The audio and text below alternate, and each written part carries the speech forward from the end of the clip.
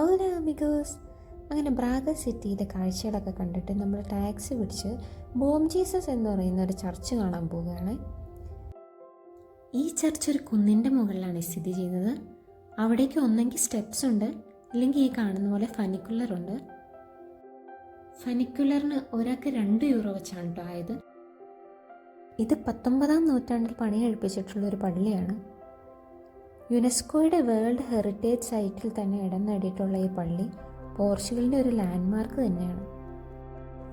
ബോം Jesus എന്ന Portuguese വാക്ക് good Jesus എന്നാണ് കേട്ടോ അർത്ഥം.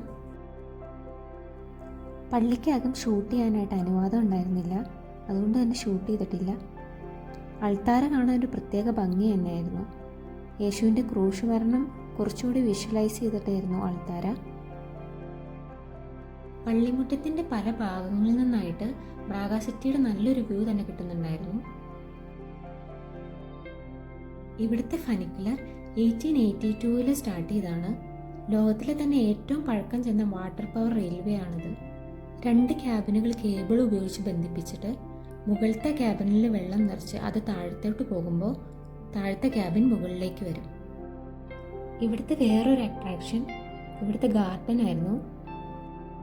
ഗാർഡൻ്റെ ഒരറ്റത്തായിട്ട് ഒരു ഗുഹയും പിന്നെ ഒരു ഫൗണ്ടനും ഒരു കുളമൊക്കെ ആയിട്ടായിരുന്നു സെറ്റ് ചെയ്തിട്ടുണ്ടായിരുന്നത്. കുളത്തിൽ കുറച്ച് നാണയങ്ങളൊക്കെ നിങ്ങൾക്ക് കാണാൻ പറ്റി. ആരെങ്കിലും വഴിപാടായിട്ട് സമർപ്പിച്ചതായിരിക്കാം. ഗുഹയ്ക്ക് മുകളിലായിട്ട് ഒരു പ്ലാറ്റ്ഫോം സെറ്റ് ചെയ്തിട്ടുണ്ട്. അവിടുന്ന് ഞങ്ങൾക്ക് ചെറുതായിട്ടൊരു സൺസെറ്റ് വ്യൂ ഒക്കെ കിട്ടി. ദേവാലയത്തിൻ്റെ പ്രധാന ആകർഷണം ഇവിടുത്തെ ബാരോക്ക് പടികളാണ്. പടികളിലെ ഫൗണ്ടൈനുകളും ശില്പങ്ങളും ഒക്കെ യേശുവിൻ്റെ കുരിശുമരണത്തെയാണ് പ്രതിനിധാനം ചെയ്യുന്നത്. ഏകദേശം 600 പടികളാണ് ഇവിടെ ഉള്ളത്. അങ്ങനെ തിരിച്ച് താഴത്തോട്ട് പോകാൻ ഞങ്ങൾ പടികൾ ഉപയോഗിച്ചു.